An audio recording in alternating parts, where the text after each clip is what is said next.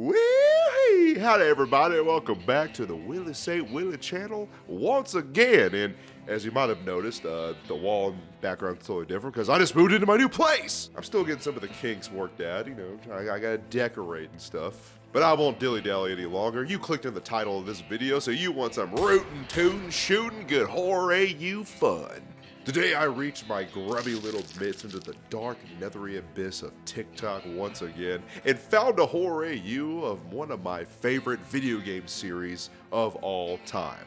That would be Red Dead Redemption, partner. Just like the Red Dead Redemption games, there are two of them I picked today, and I couldn't pick just one.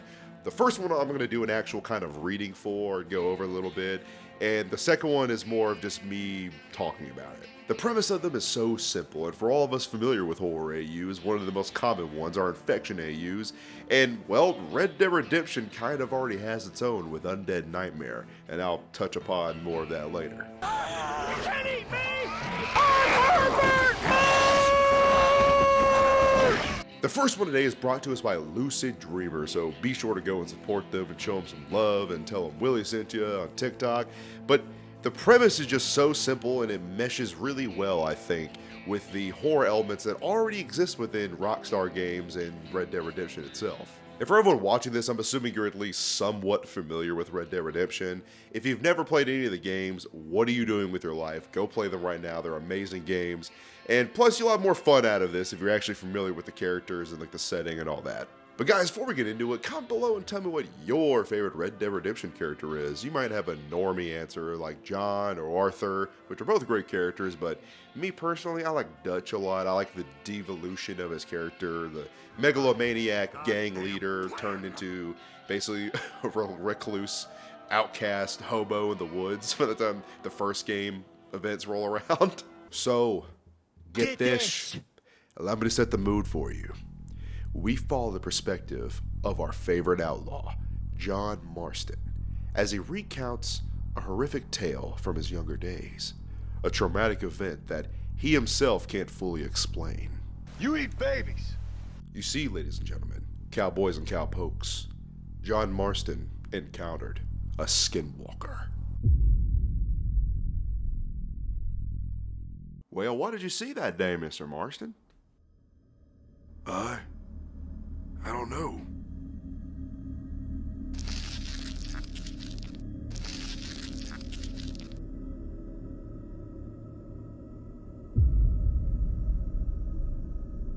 And what happened after you saw it, Mr. Marston?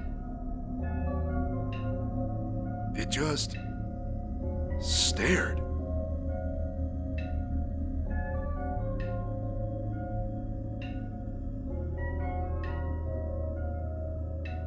Oh, and after that? Right, well, a few weeks later, I recalled a previous conversation with a friend of mine I had at the time. His name was Arthur. Hey, Marston, I got a question. What got you so freaked out the other night? Well, I was riding back to camp and everything was fine. The pace was good, until it wasn't. Before I knew it, we were taking off faster than I could figure out why. I don't know why, but I didn't look back.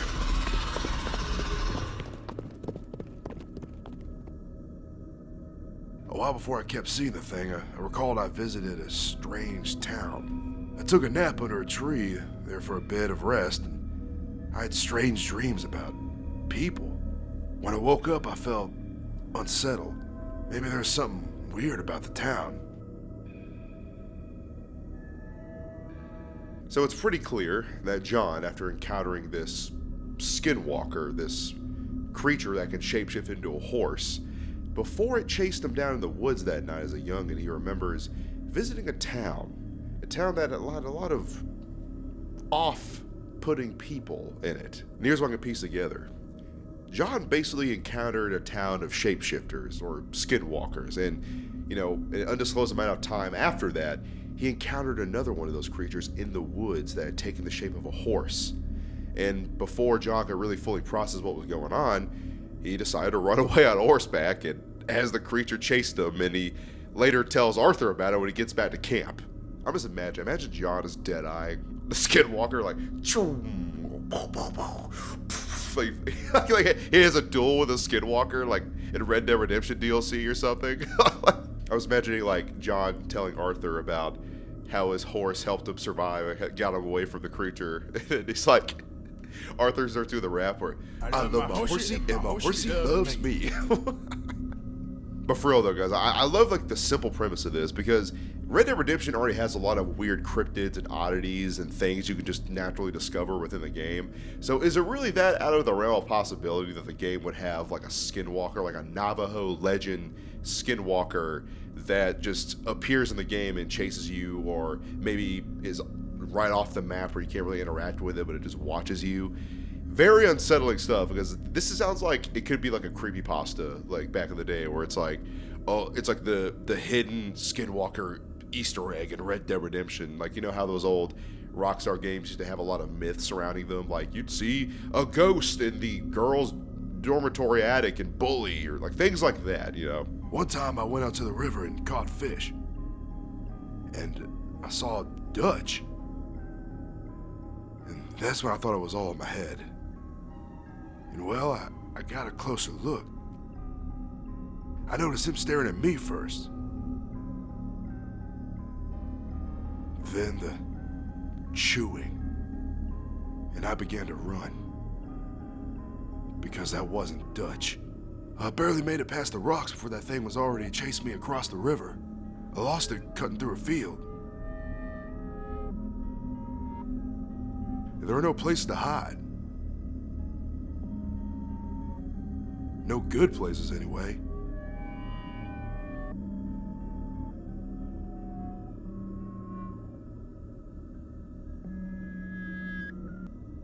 That's right, John. I know it wasn't Dutch, because that man did not mention money or a plan once throughout the whole conversation. Maybe Dutch was replaced by a Skinwalker. Maybe that's why he went crazy. Maybe that's the real reason. Who knows? Arthur, I have a plan. I need your skin, boy. We see this experience stick with John, and it haunts him long after his days with the Vanderlyn gang, as he has a hard time sleeping. And when he does sleep, he has some pretty vivid dreams. John? John? Yeah? Now why do you keep staring at me? How many have you had? A few? I just don't think you should right now. I mean, it keeps you up at John?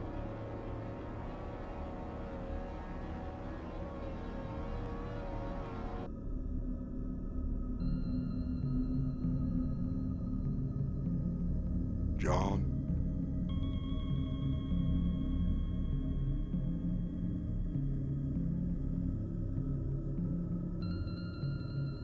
Arthur?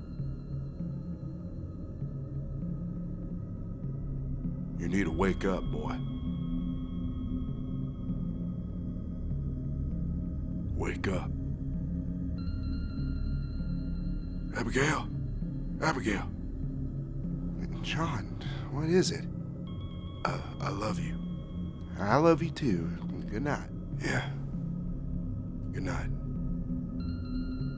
Now, to me, this is the creepiest part of the art so far that Lucid Dreamer has made, because it shows just the trauma and PTSD John has after having to deal with a Skinwalker horse. And it's like, it's just so eerie to me, because I'm like, what if a Skinwalker followed John home at his ranch one day, you know, watching him through the window at night?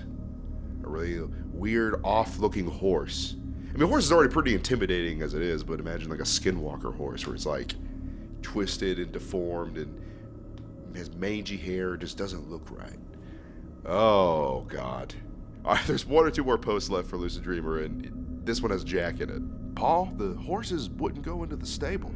Everyone was asleep, so I cleaned it out and gave them fresh hay. I just started leaving when I heard something.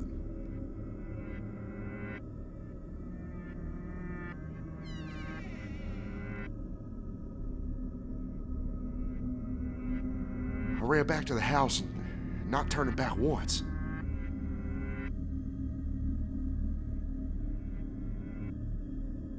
Oh, God. Just imagine that. Like, the Skinwalker makes his way back to the Marson ranch and then blends in with the Marson's horses, and now Jack witnesses it when it's in, like, the stable. As a guy who's been to multiple, like, horse ranches, like, been seeing horses and their stables and all that, I was picturing that in my head. If I was Jack in this situation, I would probably shit my pants. I'd probably shit my pants instantly, and then I would be like, I would run, but I would have to, like, gorilla run, where I'm like, try not to, let shit run down my leg, where I'm like, like that. I'd probably do that. Like I probably, well, because what else am I gonna do? Like I'm probably not, like, unless I have a gun on me, then I'd feel more brave. But even then, I'm not gonna want to stick around a weird slithering horse at the end of the day. And everyone, that is Lucid Dreamers, Skinwalker, Red Dead Redemption AU so far. They haven't been working on this for very long, only for a couple months, and I already love it. I want to see their, more posts on TikTok about this, because I randomly came across this scrolling at night, and oh my God, it kind of got me. It hit me. It really scratched an itch I didn't know was there. And guys, like I promised, there's one more Red Dead Redemption AU I want to touch upon, because I also found it while looking at Lucid Dreamer's page. Yes, guys, for those of you who don't know, the original Red Dead Redemption had a sort of pseudo sequel called Undead Nightmare that was basically just like a Dead Rising zombie apocalypse shooter game that was basically just its own standalone game that kind of coincided with the first game, and it was supposed to be just for fun and a little more goofy. And for some reason, Rockstar decided not to do that with Red Dead Redemption 2. I wish they did, because that would have been pretty epic, wittily. But Mirrorlead Art decided to start their own version of it, and obviously with the more limited resources they have, since they're not a video game studio, they made sketches and art for it, almost like a comic. And the coolest thing about this, in my opinion, and it took me a second to kind of realize it, was that all of the art is supposed to be their own renditions of Arthur's drawings in his notebook. Because you know how in the game, Arthur likes to doodle and draw and make sketches of people he meets, stories, events that happen to him, things like that.